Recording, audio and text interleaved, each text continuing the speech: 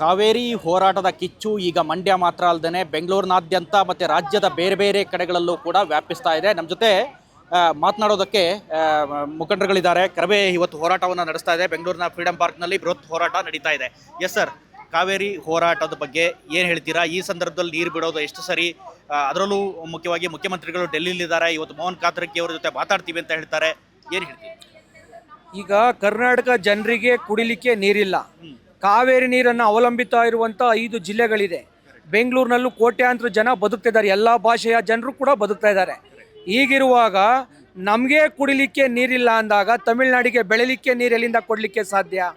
ಹಾಗಾಗಿ ಕೇಂದ್ರದ ಆ ಒಂದು ಪ್ರಾಧಿಕಾರ ಏನು ಕಾವೇರಿ ಪ್ರಾಧಿಕಾರ ಇರ್ಬೋದು ಮತ್ತು ತಮಿಳುನಾಡು ಸರ್ಕಾರಕ್ಕೆ ನೇರವಾಗಿ ಹೇಳ್ತಿದ್ದೀವಿ, ಕನ್ನಡಿಗರಿಗೆ ಕುಡಿಲಿಕ್ಕೆ ನೀರಿಲ್ಲ ಅಂದಾಗ ನೀವು ಬೆಳಿಲಿಕ್ಕೆ ನೀರು ಕೇಳ್ತಾ ಇರುವಂಥ ನೀವು ಜನ ಕನ್ನಡಿಗರೇನಾದ್ರೂ ಕರ್ನಾಟಕ ಸರ್ಕಾರ ಕನ್ನಡಿಗರ ಕಣ್ಮುಚ್ಚಿ ಏನಾದರೂ ರಾತ್ರಿ ನೀರನ್ನು ಹರಿಸಿದ್ರೆ ಕನ್ನಡಿಗರು ರಕ್ತವನ್ನು ಹರಿಸಿ ಹೋರಾಟಕ್ಕೆ ಮುಂದಾಗಬೇಕಾಗ್ತೆನ್ನುವ ಎಚ್ಚರಿಕೆಯನ್ನು ಕೊಡ್ತಾ ಇದ್ದೀವಿ. ಪ್ರಾಧಿಕಾರದ ನಿರ್ಧಾರದ ಬಗ್ಗೆ ನೀವೇನು ಹೇಳ್ತೀವಿ?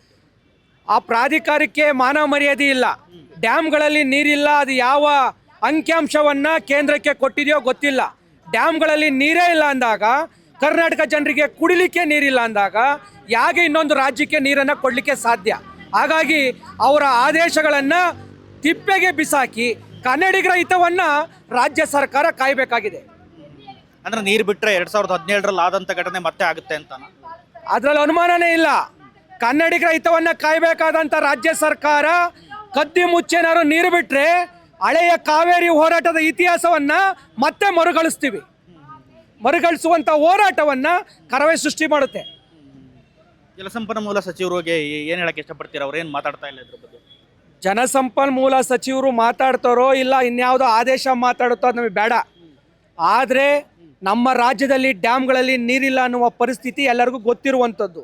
ಅದನ್ನು ಬಿಟ್ಟು ಯಾವುದೋ ಕಾವೇರಿ ಪ್ರಾಧಿಕಾರ ಕೊಡುವ ಅಂಕಿಅಂಶವನ್ನು ತಗೊಂಡು ಕನ್ನಡಿಗರ ಮೇಲೆ ಒತ್ತಡವನ್ನು ಹೇರುವಂಥದ್ದು, ಕರ್ನಾಟಕ ಸರ್ಕಾರಗಳ ಮೇಲೆ ಒತ್ತಡವನ್ನು ಹೇರುವಂಥ ಆ ಕೇಂದ್ರದ ಅಯೋಗ್ಯ ಅಧಿಕಾರಿಗಳಿಗೆ ಧಿಕ್ಕಾರವನ್ನು ಹೇಳ್ತಾ ಇದ್ದೀವಿ. ಮೊದಲು ಕರ್ನಾಟಕ ಜನರ ಹಿತ ಭಾಳ ಮುಖ್ಯ. ಕರ್ನಾಟಕಕ್ಕೆ ಕಾವೇರಿ ನೀರಿಗೆ ಅವಲಂಬಿತವಾಗಿರುವಂಥ 5 ಜಿಲ್ಲೆಗಳಿದೆ, ಕೋಟ್ಯಾಂತರ ಜನಗಳಿದ್ದಾವೆ. ಹಾಗಾಗಿ ಅವರು ಕುಡಿಯುವ ನೀರು ಭಾಳ ಮುಖ್ಯ. ಹಾಗಾಗಿ ನಮ್ಮಲ್ಲೇನಾದರೂ ಕುಡಿಯೋದನ್ನು ಬಿಟ್ಟು ನೀರಿದ್ರೆ ನಾವು ಕೊಡಲಿಕ್ಕೆ ತಯಾರಿದ್ದೀವಿ. ನಮಗೆ ಕುಡಿಲಿಕ್ಕೆ ನೀರಿಲ್ಲ ಅಂದಾಗ ನಾವು ಕೊಡೋದಕ್ಕೆ ತಯಾರಿಲ್ಲ ಅನ್ನುವ ನೇರ ಸಂದೇಶವನ್ನು ಕೊಡ್ತಾ ಇದ್ದೀವಿ. ಕರವೇ ಹೋರಾಟ ಮುಂದಿನ ದಿನಗಳಲ್ಲಿ ಯಾವ ರೀತಿ ಇರುತ್ತೆ? ಕರವೇ ಹೋರಾಟ ಕೇಂದ್ರದ ಈ ಒಂದು ಆದೇಶದ ವಿರುದ್ಧ ನಮ್ಮ ಹೋರಾಟ ಈಗ ಮುಂದುವರಿತಾ ಇದೆ. ನಾಳೆ ಏನಾದರೂ ಆ ಆದೇಶವನ್ನು ಪಾಲಿಸ್ಲಿಕ್ಕೇನಾದರೂ ರಾಜ್ಯ ಸರ್ಕಾರ ನೀರು ಬಿಟ್ಟರೆ ಅದರ ಸಾಧಕ ಬಾಧಕಗಳನ್ನು ಕರ್ನಾಟಕ ಸರ್ಕಾರ ಎದುರಿಸಬೇಕಾಗತ್ತೆ.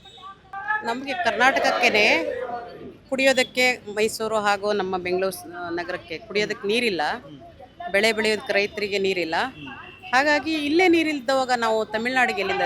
ಈಗ ಹೋದ ವರ್ಷ ತುಂಬ ಚೆನ್ನಾಗಿ ಮಳೆ ಆಗಿದೆ, ಹಾಗಾಗಿ ನಾವು ನೀರು ಬಿಟ್ಟಿದ್ದೀವಿ. ಅದಕ್ಕಿಂತ ಹಿಂದಿನ ವರ್ಷವೂ ಅಷ್ಟೇ ಮಳೆ ಆಗಿಲ್ಲದ ಕಾರಣ ನೀರಿಲ್ಲ. ಡ್ಯಾಮಲ್ಲಿ ನೀರಿದ್ದರೆ ತಾನೇ ನಾವು ಬಿಡೋಕ್ಕಾಗೋದು. ಇಲ್ಲೇ ಕುಡಿಯೋಕ್ಕೆ ನೀರಿಲ್ದವಾಗ ತಮಿಳ್ನಾಡಿಗೆ ನಾವು ಹೇಗೆ ನೀರು ಬಿಡೋದು?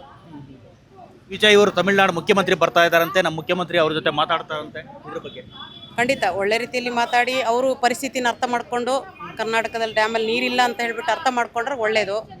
ಇಲ್ಲ ಅಂದ್ರೆ ನಾವು ಮುಂದಿನ ದಿನಗಳಲ್ಲಿ ಉಗ್ರವಾದ ಹೋರಾಟ, ಇವತ್ತು ಬರೀ ಸಾಂಕೇತಿಕ ಹೋರಾಟ ಕರ್ನಾಟಕ ರಕ್ಷಣಾ ವೇದಿಕೆಯಿಂದ ಮಾಡ್ತಾ ಇದ್ದೀವಿ. ಮುಂದಿನ ದಿನಗಳಲ್ಲಿ ಉಗ್ರವಾದ ಹೋರಾಟ ಮಾಡ್ತೀವಿ. ಮೇಡಮ್, ಮುಂದಿನ ದಿನಗಳಲ್ಲಿ ಬೆಂಗಳೂರಿಗೂ ನೀರಿನ ಬರ್ಬೋದು ಅನ್ಸುತ್ತಾ? ಏನು ಅನ್ಸುತ್ತೆ ಈಗ ನೀರು ಬಿಟ್ಟರೆ? ಈಗಾಗಲೇ ಮಳೆ ಕಡಿಮೆ ಇರೋದ್ರಿಂದ ಮುಂದಿನ ದಿನಗಳಲ್ಲಿ ನೀರಿನ ಅಭಾವ ತುಂಬ ಬಂದೇ ಬರುತ್ತೆ. ಅವರಿಬ್ಬರು ಮುಖ್ಯಮಂತ್ರಿಗಳು ಏನು ಮಾತಾಡ್ಕೊಂಡ್ಲಿ ಅವರು ಅರ್ಥ ಮಾಡ್ಕೊಬೇಕು. ನಮಗೂ ಕುಡಿಯೋ ನೀರು ಈಗ ಬೆಂಗಳೂರಿಗೆ ಮೈಸೂರಿಗೆ ಆದಷ್ಟು ನಾವು ಕಾವೇರಿ ನೀರನ್ನೇ ಕುಡಿಯೋಕ್ಕೆ ಯೂಸ್ ಮಾಡ್ತಾ ಇರೋದು. ಆಲ್ರೆಡಿ ಈಗ BBMP ಅವರು ಒಂದ್ಸತಿ ಅನೌನ್ಸ್ ಮಾಡಿದ್ದಾರೆ, 2 ದಿನಕ್ಕೊಂದ್ಸತಿ ನೀರು ಬಿಡ್ತಾ ಇದ್ರು. ಈಗ 1 ವಾರಕ್ಕೊಂದ್ಸತಿ ಬಿಡ್ತೀನಿ ಅಂದ್ಬಿಟ್ಟು ಅನೌನ್ಸ್ ಮಾಡಿದ್ದಾರೆ. ಆ ಥರ ಏನಾದರೂ ಆದರೆ ನಮಗೆ ಕುಡಿಯೋಕ್ಕೆ ನೀರಿಲ್ಲದೆ ಅವ್ರಿಗೆ ಹೇಗೆ ಬಿಡೋಣ ಅಲ್ವಾ? ಈಗ ಆಲ್ರೆಡಿ ಮಳೆ ಇಲ್ಲದೆ ತುಂಬ ಡ್ಯಾಮಲ್ಲಿ ನೀರು ಕಡಿಮೆ ಇದೆ. ಅಂಥದ್ರಲ್ಲಿ ಈಗ ಆ ಥರ ಏನಾದರೂ ಆಗಿ ಮಾತುಕತೆ ಆಗಿ ನೀರು ಬಿಟ್ಟರೆ ನಾವು ಮತ್ತೆ ಮುಂದಿಂದು ಉಗ್ರವಾದ ಹೋರಾಟ ನಾವು ಕೈಗೊಳ್ತೀವಿ. ನಾವು ಕರ್ನಾಟಕ ಏನು ಮಾಡಬೇಕು ಅನ್ಸುತ್ತೆ? CWRC ಹೇಳುತ್ತೆ ನೀರು ಬಿಟ್ಟೇ ಬಿಡಿ ಅಂತ. ಇದ್ರ ಬಗ್ಗೆ ಸರ್ಕಾರ ತುಂಬ ಯೋಚನೆ ಮಾಡಿ ನಿರ್ಧಾರ ತಗೊಳೋದು ಒಳ್ಳೆಯದು. ಯಾಕಂದರೆ ಇದು ತುಂಬ ಕನ್ನಡಿಗರ ಕುಡಿಯೋ ನೀರಿನ ಪ್ರಶ್ನೆ ಆಗಿರೋದ್ರಿಂದ ಯೋಚನೆ ಮಾಡಿ ನಿರ್ಧಾರ ತಗೊಂಡ್ರೆ ತುಂಬ ಒಳ್ಳೆಯದು ಅಂತ ಅನಿಸುತ್ತೆ. ಎಸ್, ಇದು ಇಲ್ಲಿನ ಪ್ರತಿಭಟನಾಕಾರರ ಆಕ್ರೋಶ. ಕೇವಲ ಮಂಡ್ಯ ಅಲ್ಲ, ಶ್ರೀರಂಗಪಟ್ಟಣ ಅಲ್ಲ, ಮದ್ದೂರಲ್ಲ, ಬೇರೆ ಬೇರೆ ಭಾಗಗಳಲ್ಲೂ ಕೂಡ ಪ್ರೊಟೆಸ್ಟ್ನ ಕಿಚ್ಚು, ಹೋರಾಟದ ಕಿಚ್ಚು ಈಗ ಜಾಸ್ತಿ ಆಗ್ತಿದೆ. ಬೆಂಗಳೂರಿನ ಫ್ರೀಡಂ ಪಾರ್ಕ್ನಲ್ಲೂ ಕೂಡ ಇವತ್ತು ಕರವೇ ಹೋರಾಟವನ್ನು ನಡೆಸ್ತಾ ಇದೆ. ಹಾಗೆ ಬೆಂಗಳೂರಿನ ಬೇರೆ ಬೇರೆ ಭಾಗಗಳಲ್ಲಿ ಮಲ್ಲೇಶ್ವರಂ, ಯಶವಂತಪುರ ಹೀಗೆ ವಿವಿಧ ಭಾಗಗಳಲ್ಲಿ ಇವತ್ತು ಪ್ರೊಟೆಸ್ಟ್ ನಡೀತಾ ಇದೆ. ಇದು ಕೇವಲ ಸಾಂಕೇತಿಕವಾದ ಪ್ರೊಟೆಸ್ಟ್, ಕೇವಲ ಸಾಂಕೇತಿಕವಾದ ಧರಣಿ. ಇನ್ನು ಮುಂದಿನ ದಿನಗಳಲ್ಲಿ ರಾತ್ರೋರಾತ್ರಿ ಏನಾದರೂ ನೀರು ಹರಿಸಿದ್ರೆ, ಈ ನೀರನ್ನು ತಮಿಳುನಾಡಿಗೆ ಹರಿಸಿದ್ರೆ ಅದರ ವಿರುದ್ಧವಾಗಿ ಉಗ್ರ ಹೋರಾಟವನ್ನು ಮಾಡಬೇಕಾಗುತ್ತೆ ಅನ್ನೋ ಮಾತನ್ನ ಇಲ್ಲಿನ ಕರವೇ ಕಾರ್ಯಕರ್ತರು ಹೇಳ್ತಾ ಇದ್ದಾರೆ. ಬೇರೆ ಬೇರೆ ಭಾಗಗಳಲ್ಲೂ ಕೂಡ ಇವತ್ತು ಹೋರಾಟದ ಕಿಚ್ಚು ಜಾಸ್ತಿ ಆಗ್ತಾ ಇದೆ ಅಂತಾನೆ ಹೇಳ್ಬೋದು. ಕ್ಯಾಮ್ರಾ ಪರ್ಸನ್ ಧನುಷ್ ಜೊತೆ ಜಗದೀಶ್, ಸುಮನ್ ಟಿವಿ, ಬೆಂಗಳೂರು.